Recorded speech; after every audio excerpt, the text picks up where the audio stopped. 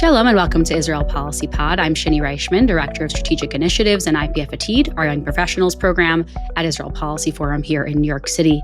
We have a great episode for you this week with Jacob Magid, U.S. Bureau Chief at the Times of Israel and former West Bank correspondent, which will be relevant in the later portion of our conversation today.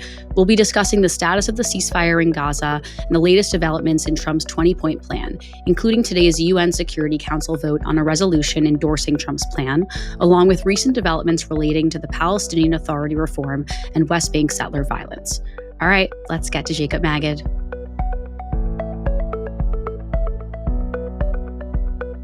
Welcome, Jacob. Thanks for joining us. Hi, Shanie. Good to be with you. Great. So we're going to cover a whole lot of things today. We're going to start with, usually on this podcast, we start with what's going on in Gaza, because that's usually top of mind for folks. But then we'll make our way to the United States, which is a lot more your domain, and maybe touch on the West Bank as well. We're theoretically in a ceasefire between Israel and Hamas, of course, with 3 remaining bodies of hostages still being held. Every day, there's a new headline that makes me question to what extent there's a ceasefire going on. I keep saying there's one, but it doesn't always feel that way. So I'm wondering if you can make sense of some of that. I'm specifically thinking of the Hamas members being held in a tunnel or being stuck in a tunnel, the IDF indicating yesterday that they're ready to go back to war at a moment's notice. What's happening here? To what extent can we be confident that the ceasefire is going to hold? I guess I would liken the ceasefire in Gaza to the one that's been unfolding in Lebanon, which, if you recall, that was reached in November of last year. But we've since then seen near daily Israeli strikes against what it says are violations by Hezbollah trying to rearm, regroup in southern Lebanon. So you've seen these attacks actually even pick up in recent weeks as Israel argues that the Lebanese government has not done enough to maintain the ceasefire, which includes this idea of disarming Hezbollah, at least south of the Litani. So in Gaza, what we're seeing is increasing numbers of strikes as well by Israel, or shootings by Israeli troops at people who they say are crossing what's called the Yellow Line, which is this new division that was created for the ceasefire, where Israel withdrew to roughly, I guess you could say, a line that cuts Gaza into half on eastern and western sides, and basically gives it in control of 53% of Gaza. This line, they're trying to make it clear by putting out yellow blocks, cement blocks that they paint with yellow paint across the strip. But there are areas it's not very clear. And in cases, there have been allegations that have been civilians who accidentally approached the line and then were targeted by Israeli troops. And other times, as was the case, we're recording on Monday, that there was 2 Palestinians who were trying to place suspicious objects, the IDF says, and therefore they opened fire and killed them.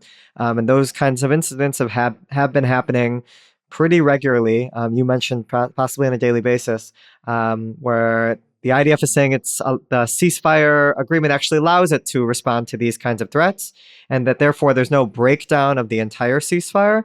But yes, these are things that definitely, I think, lead people to have concerns about how sustainable this is. Now, if you look at Lebanon, you could say, well, it kind of has held for the most part. But even there, too, there's been concerns, I think, in recent weeks about whether that is sustainable. The head of Hezbollah, the Secretary General, made a comment of saying that we're reaching a point where there's a red line and we can't accept this any longer. And maybe Hamas will say the same thing if these attacks continue on a daily basis. What about Hamas's side of the ceasefire? Are they also conducting attacks at the same time? The allegation by Israel is that these are sometimes Hamas fighters that are carrying out these these encroachments near the Yellow Line that Israel is in control of. I guess it says the east side. So some of those fighters are actually pulled up on the Rafah side of the Yellow Line. So in southern Gaza, there's believed to be between 100 and 200 Hamas fighters that are in this tunnel network under Rafah. And I guess you could say they just found themselves one morning on the Israeli side of the Yellow Line once the ceasefire was put in place.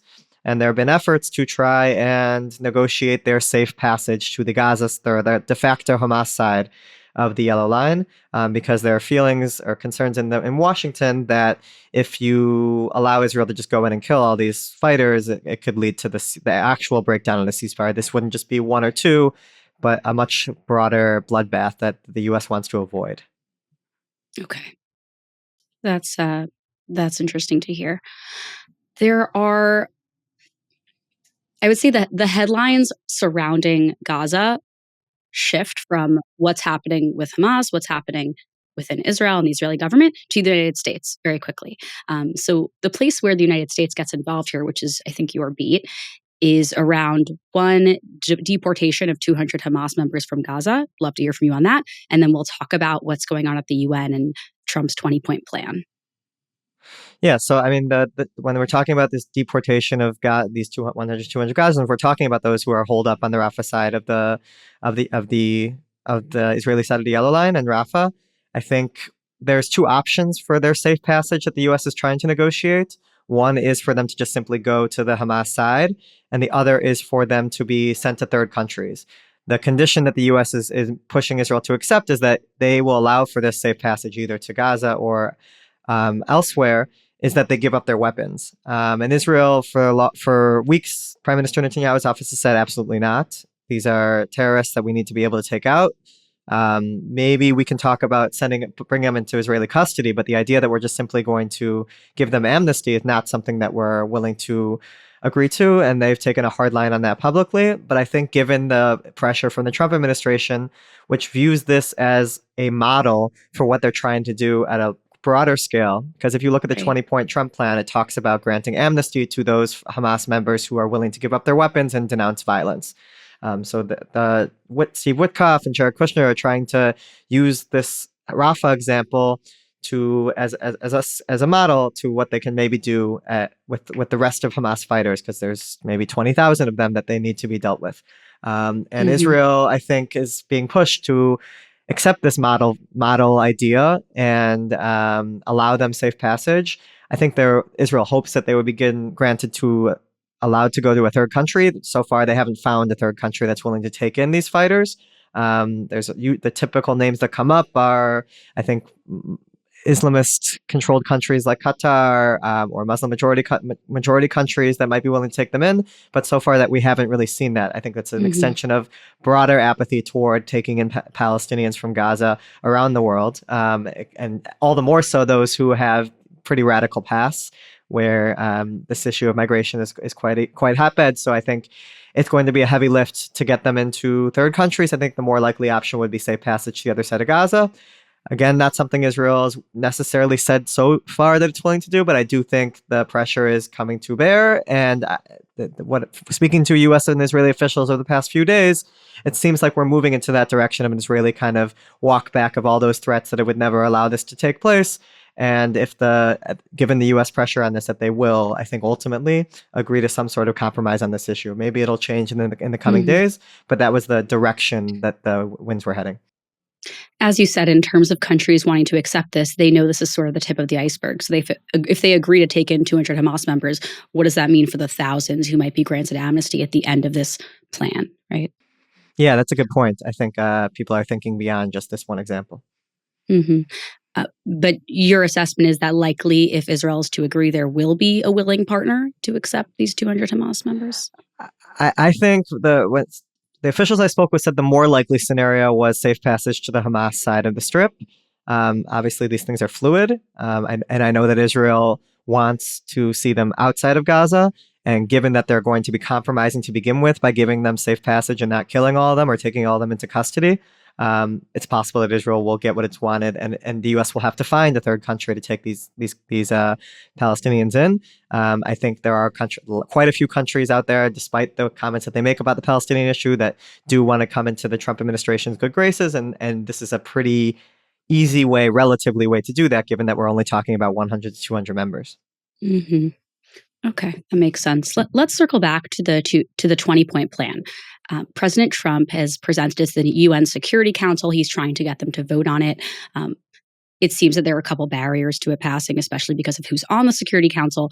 Tell me more about this. What are the details? Remind us a little bit more about the plan and what some of the sticking points are, and who are the countries that oppose it, who support it.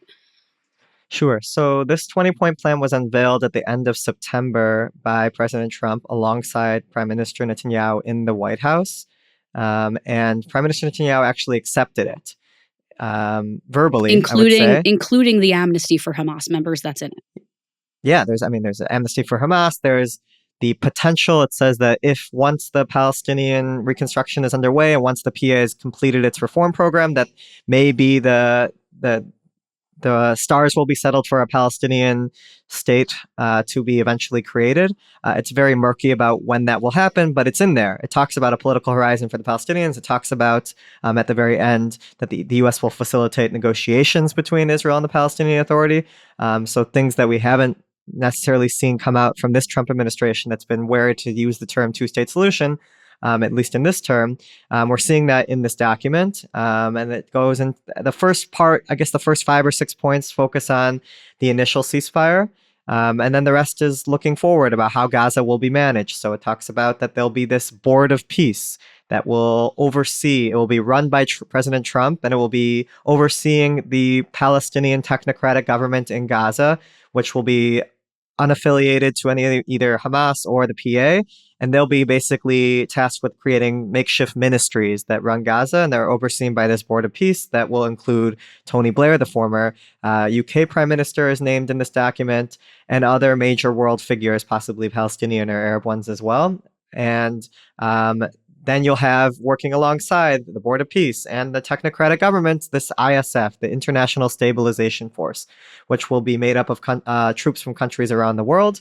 And they will be tasked with maintaining order in the Strip, helping secure humanitarian aid, helping secure the borders, but critically also helping with the demilitarization of the Strip. And the concept of decommissioning weapons, meaning putting them away in a warehouse, away from the use of Hamas fighters, getting rid of terrorist infrastructure. So these are the kinds of things that Israel really wanted to see, and Trump made sure that they were in this plan, or at least you could say Jared Kushner and Steve Witkoff in this case. And that's all part of it, including things that Israel doesn't like the two-state solution references. But Prime Minister Netanyahu did verbally accept it in the White House press conference alongside President Trump. What was actually signed, though, by the parties, by Israel and Hamas on October 9th, was a document different. And that had to do just specifically with the ceasefire, the initial ceasefire, the hostage prisoner swap terms, the humanitarian aid provisions, and the initial IDF withdrawal or pullback to that yellow line. It doesn't get into any of the other points of the Trump plan, and actually the wording is different regarding the points that it does discuss. So that's what was actually signed. Nobody actually did sign this 20-point plan. There were parties that, given, I think, some of the discomfort with some of the phrasings that didn't go far enough on Palestinian statehood, you saw countries come out and say that they welcome Trump's efforts. They wouldn't specifically endorse this plan. But one of the goals of this UN Security Council resolution that's supposed to be voted on later today is actually to basically enshrine the Trump plan into some sort of international legal status by making it a resolution. It's actually the whole text of the 20-point plan is an annex in this resolution that the U.S. is trying to pass. And the goal of the resolution, yes, is to talk about the Trump plan is great, but specifically to say we want to give the international mandate, the legal framework that countries are asking for in order to in order to contribute troops to this ISF, this International Security Stabilization Force, because there's a concern that if this is just there's no clear framework for it, then it could be up to the whim of the parties in general that are sending troops, or that Israel will be able to have a lot of control over the U.S. But if it's a part of a UN structure, then countries might be more willing to cooperate with it. So that's what the Security Council resolution is aimed at addressing. And the vote isn't supposed to be in several hours, and diplomats I've spoken with on the council do feel like it's likely to pass. Question will be is whether actually you get countries to join the ISF once it's theoretically created. So Russia and China, they're both seem on board. So Russia did try to put forward a alternative resolution on Friday that kind of momentarily derailed the effort. And it got more into detail about the need for a two-state solution and Palestinian statehood. But it was quashed pretty quickly. There's enough U.S. pressure on various countries involved. And the fact that the U.S. also doesn't have the very tense relationship that it had with Russia during the Biden administration, I think these countries are less, and China is a little bit different of a story, but also is seen as likely on board. What's more what's possible is that you could see countries abstain, like Russia, like China, or Algeria, which leads the Arab group in the Security Council and definitely more hostile to Israel. But as far as an actual veto, at least currently, I think the idea is to bring this to a vote because they feel that the U.S. feels that it has enough support for it to pass. It won't be unanimous, but there won't be any vetoes from the permanent Security Council members that would prevent it from actually going through. That's at the moment. We're talking at 10:30 a.m. on Monday. Mm-hmm. So I guess we'll see if we're right on that. But I'm curious who would be part of this international stabilization force. Who are the countries that seem willing or seem like they could be pressured by Trump into being willing partners? Yeah, I think if you listen to President Trump, everyone wants to be a part of this and wants to be involved in the demilitarization of Hamas. That's not what I'm hearing. Everyone's willing to send troops to Gaza. That's what exactly. I'm hearing everywhere. So I think there had been initial hope, especially from Israel, that those who would be involved in it would be countries like Saudi Arabia or the UAE. But Arab countries or Egypt as well have been much more adamant about conditioning their involvement on a PA role and also on this not being a demilitarization effort, that they want this to be a peacekeeping force, not a peace enforcing force. And therefore, when there's talk in this resolution about demilitarization, even though the resolution doesn't mention Hamas by name, which was something that was always criticized, the Biden administration would used to criticize resolutions that didn't mention Hamas, it still goes further than a lot of these countries are comfortable with, and therefore I don't see countries like the UAE or Egypt or Saudi Arabia sending troops here. What the names that have come up have been Muslim majority countries like Azerbaijan, Indonesia. Indonesia has been the most vocal and the only one publicly to say that they want to send troops. But even in their case, they're talking about it being a peacekeeping force that helps secure aid, helps secure borders, helps with law and order, but doesn't get into this idea of getting into kinetic combat with Hamas. I think what the U.S. is trying to do is negotiate some sort of disarmament deal, an amnesty deal with Hamas, so that they don't actually need to go into combat with the ISF. That's going to be a very heavy lift. I mean, Steve Witkoff talks about that during this very historic meeting he held with Khalil al-Hayya and Jared Kushner at the final hours of the negotiations on October 9th, that Hamas told him that they're willing to disarm. That would be the first time ever that Hamas has said that, but maybe they did in this meeting, and maybe that's why one of the reasons this deal was able to be brought across the finish line. So they think that this is something they're simply agreed to. Publicly, Hamas has said over and over again, and they even came out a few hours ago against this Security Council resolution because this notion of disarmament is not something they agree with. This notion of sending international forces is not something they support. They just want it to be Palestinian forces there. So I think there's likely going to be issues with this over this issue of disarmament, but not enough to derail, I think, the passing of the resolution, at least.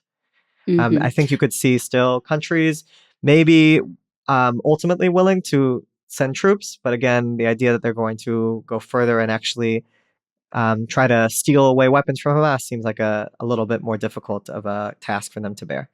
Sure. I remember over a year ago, Jordan and Egypt mentioning boots on the ground, but it was in a very specific context. And a lot of this hinges on the Palestinian Authority's involvement, which is a great segue for us. Israel Policy Forum is a policy organization rooted in the Jewish community. Our mission is to build support for a secure, Jewish, democratic Israel through a viable resolution to the Israeli-Palestinian conflict, advancing pragmatic U.S. policy towards the conflict, U.S.-Israel relations, and regional diplomacy among policymakers and community leaders. We promote policy measures endorsed by credible security experts, develop analysis and commentary, and convene programs that engage and educate leaders across the political, denominational, and generational spectrums. Our Young Professionals initiative, IPF Atid, works to elevate the discourse among next-generation leaders by building community and facilitating engaging programs related to Israeli-Palestinian affairs. To learn more about our work, visit us online at israelpolicyforum.org and follow us on social media. If you rely on Israel Policy Forum for credible and nuanced analysis, please make a tax-deductible gift today at ipf.li/supportthepod or at the Support the Show link in the show notes. A lot of the future of Gaza relies on having a legitimate Palestinian leadership. And most of these countries, I would say every country besides those who support Hamas and the Israeli government, basically looks at the Palestinian Authority as being a requirement for taking over Gaza at one point or another. That hinges on a lot of reforms to make them legitimate, not just to all of the other countries, not just to the United States, not just to Israel, not just to the European Union and the UN, but also to Palestinians themselves. So thinking about how do they gain credibility with their own people, which has a lot to do with corruption and authoritarianism. And then, of course, incitement of violence and terrorism, which is top of mind for the US and Israel in particular. And at Israel Policy Forum, we've released a report specifically on PA reform, what we think is necessary, that I'll link in the show notes. But I'd like to ask you where we are at on this, because there's been a lack of clarity around martyr payments in particular, which is something that I've been thinking and talking about for 10 years, and the community, our Jewish community, has been really concerned about for a very long time.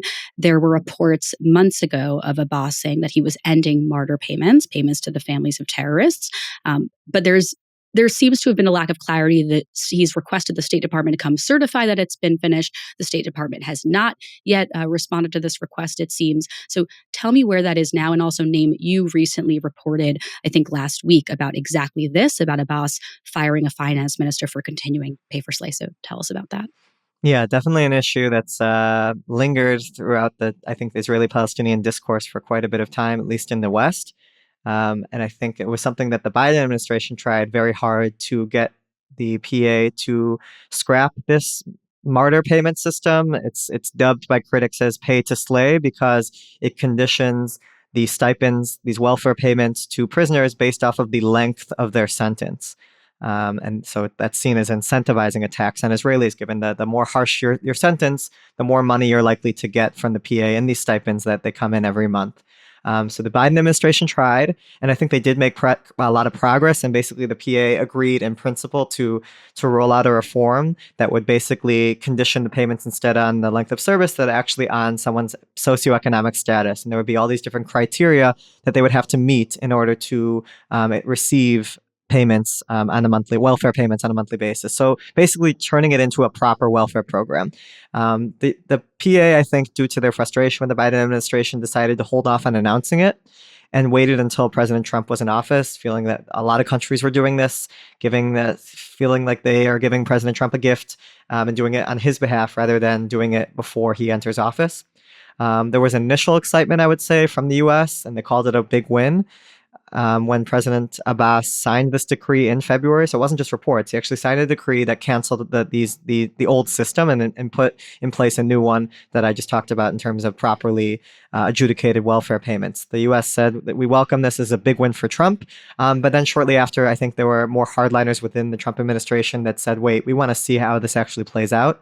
And we don't trust just what we're hearing or seeing in this decree. We want to actually see this new system in full flux. So the U.S. has been largely ignoring this issue for the past 6 months or so since the decree came out. As you mentioned, the PA tried to get the U.S. to come and certify that the new system is in place. I mean, there's also the goal of this for the PA's standpoint is not just international legitimacy, but there's also laws in the books in the U.S. that, as a result of the old system, it has triggered what's called the Taylor Force Act, which was passed during the Trump administration, that prevents direct payments to the PA from the U.S. as long as this old system of pay to slay is still on the books. So they're hoping is once the U.S. certifies that it's not the case anymore, that then they can start to receive, if not funding from the U.S. government to the PA directly. There are other more roundabout ways to go about getting that aid that will be easier to obtain once Taylor Force is found to no longer be triggered by the PA. So there's been months of the PA trying to implement this new system. They've rebranded an office that's called basically the Institution for Empowerment to head and be in charge of these welfare payments. Abbas put one of his main allies, Ahmed Majdalani, in charge of this new body, or this old new body. And they've been slowly taking in applications from Palestinians who are interested in this new welfare program. But they haven't really had the money to actually send payments out since they've finally set up the new program, because the PA is so cash strapped. The PA has been supposed to be receiving monthly payments, tax revenues, or I guess, income. The Israel collects taxes on the PA's behalf, and as as a part of the Oslo program. It's not the PA isn't a full state.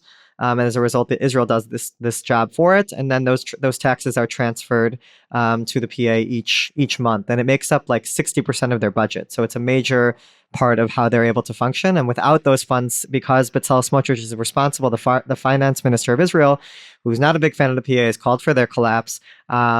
Is in charge of these payments. He's actually been withholding them for several months, since I think even June, and then even before that, there were months he was going without sending these payments. And he reducts from them, arguing that some of that has to do with the payments that Israel makes to that the PA makes to the prisoners. But bottom line, the PA has not been getting a lot of this money, and has been in a real financial crisis, and has not been able to make these welfare payments. In recent months, they've gotten some extra help, and they've finally are in a place where they think they are, and that they're able to start sending out welfare payments. And some people did get their stipends through this new system. However, what ended up happening, and this is why the finance minister was fired, is that some people, actually some prisoners, and even prisoners who are newly sent to prison in Israel, actually managed to receive the payments through the old mechanism. And this was flagged by an internal review that was ordered by folks who are, I think, back channels involved in these efforts. And the review found this discrepancy. And because the finance minister is the one to sign off on these payments through the old system, I think he was the head that fell in this case. And Abbas announced his firing last week. He didn't give a reason, so we were actually the ones that reported about what had actually gone on. And then on Sunday, the PA kind of hinted at what was happening a little bit more detail publicly, with a statement saying that from now on, and even until now, all welfare payments have to come through this new empowerment body. It cannot come through any other sort of government office. I think the PA is trying to do a little bit of damage control. When I reported on this last week, they argue that actually what Abbas did demonstrates that he's serious about this.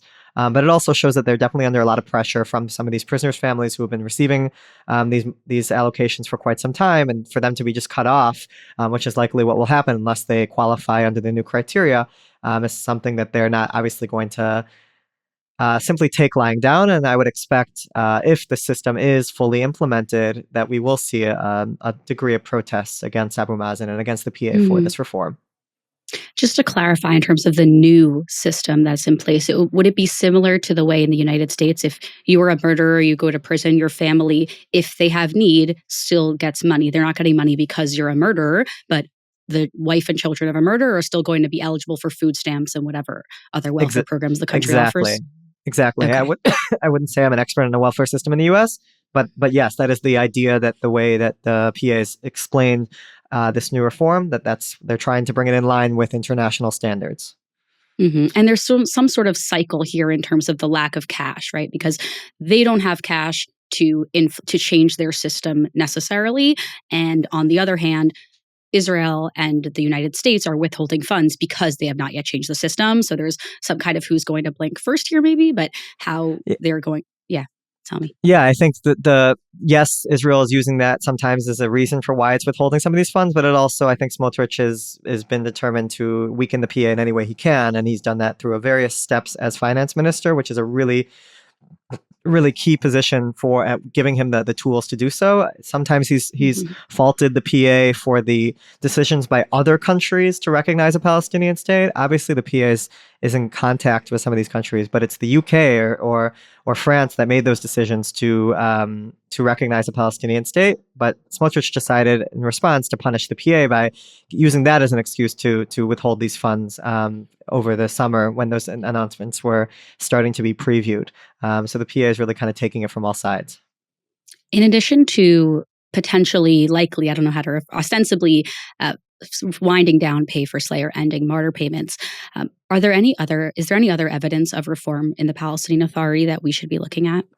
I think just a couple of days ago, President Abbas talked about that he had been in contacts with UNESCO to try to bring the education system of the PA in line with international standards. This is something he also talked about in his UN speech. There was a conference just before the UN General Assembly about a two-state solution that was co-sponsored by Saudi Arabia and France. And Abu Mazen listed out the reforms that he's already taken and the reforms that he plans to take. So education reform, another one that I think holds a lot of credence in the international community, due to fears that there might be some amounts of incitement in the Palestinian education system.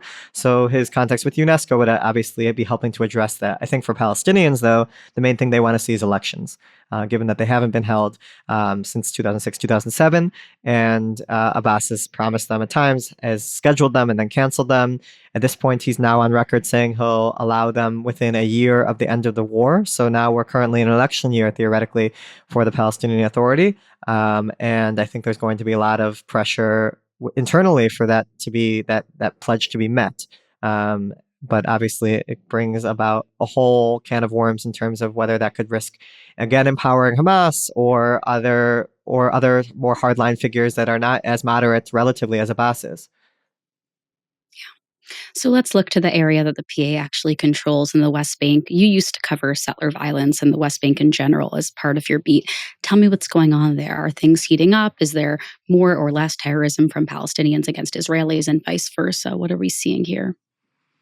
I think what we've been reporting a lot about in the Times of Israel over the past month or so has been the settler attacks against Palestinians that have been taking place during the olive harvest, which is an annual season that is really critical for the Palestinian economy, given that the olive harvest, I think it makes up a major part of kind of Palestinian businesses. It's one thing that they are able to maintain despite a lot of the limits on movements throughout the West Bank that they've had to endure over the past 2 years. We're talking about like over 1,000 checkpoints that have been put up due to concerns for Israeli security and the security of Israeli settlers. But with every year, I think you see attacks uptick during the harvest, but with the explosion of outposts over the past 2 years since October 7th, there's, I think, dozens, if not over 100 new outposts, and many of them are kind of farming outposts, which are basically the goal of them is to take over, to protect, as the way Israeli settlers say it, is to protect as much land in the West Bank as possible and prevent Palestinian incursion. But oftentimes it leads to simply their goal is to intimidate nearby settlers to even push back or limit their activity outside of their villages, not going towards the lands that they're trying to cultivate with these olive trees. And we've seen really near daily attacks during the harvest. It was pretty much near daily before, but I would say the expansiveness of these attacks has really been notable. There was one last week that involved over 100 people. There was this mass arson attack near Tulkarem, where lots of buildings and property was destroyed. Several people were injured. And Israel is coming under more and more fire from even allies for the lack of actual enforcement on these attacks. We saw on Sunday Prime Minister Netanyahu weigh in on this for the first time after really months, if not longer, of silence on this issue, saying that Israel will deal with it, but insisting that they're not a representative of the settler population. These are just a small minority. They're people coming from the outside, and they're trying to give settlements and the settlement movement a bad name, but we'll make sure that everyone is dealt fairly under the law. The proof is whether or not there are actually arrests being carried out, and they're very, very limited. I think in the case of the mass attack near Tulkarem, there were 4 people initially detained by the IDF and passed over to the police, but then after police interrogations, 3 of them were released. So only 1 person out of over 100, and that's pretty standard. I mean, it's standard for nobody to be arrested. What I often point to is this wild reality right now where the head, or I guess he's the former head of the police's West Bank division. He is under investigation for ignoring settler violence in order to curry favor in the eyes of Itamar Ben-Gvir, who's the minister in charge of police. So the way he felt that he needed to act in order to ensure a promotion and save face with Ben-Gvir was to ignore settler violence. That's kind of the orders that they're taking from above, it seems. And he was put on leave as the investigation was ongoing, and he's actually even allowed to return to the force. I think he's given a new position for the time being, but the fact that he's even allowed to return, despite the allegations against him, is quite, I would say, damning. But that's kind of the level of seriousness with which I would say this government has been taking this issue. That's possible given that the U.S. has now weighed in a little bit. Secretary of State Marco Rubio did talk about the issue when he was asked and said, well, we'd hope it doesn't cause the Gaza ceasefire to fall apart, and we don't think it will, but of course we're a little bit, we don't want to see those kinds of attacks happen. But he made a point of just praising Isaac Herzog, the president, and the IDF commanders who have condemned the phenomenon. So I wouldn't say there's massive concern. The Trump on his first day of office canceled those sanctions that the Biden administration had put in place a year earlier against some of these violent settler extremists who have been involved in these attacks. So I think the approach from the U.S. has been not to focus as much on this issue as the previous administration did. Mm-hmm. But obviously, the Trump administration's deeply invested in the future of Gaza. A little bit less concerned with the West Bank. Would you say these issues are linked, though? Is there potential with what happens in the West Bank to influence the future of Gaza? That was the question that Rubio was given last week when he was specifically raised when the reporter asked him about the West Bank violence. He's like, "Do you think this could harm the ceasefire?" I think there's always concern that the violence in the West Bank bubbles over, but for a long time that hasn't happened. And those who have been constantly spreading alarm about the potential for a third intifada or just mass violence at a larger scale that we haven't seen, that hasn't proven to play out.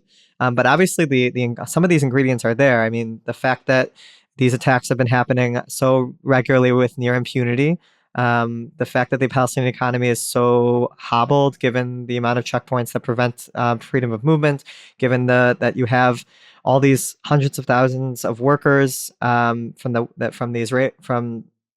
PA that aren't able to work in Israel because of security concerns since October 7th. Those work permits have stopped. And then the public employees for the PA that haven't been able to get paid due to the withholding of the Palestinian tax monies that haven't gone in. So there are really challenging conditions that the PA is dealing with. It's trying to continue operating, and it's actually, to a degree, is continuing its security coordination with Israel despite all that. But no, these are not like the ripe conditions for, I think, more calmer times in the West Bank. Jacob, I was just wondering about this. I'm curious if you have an answer for me.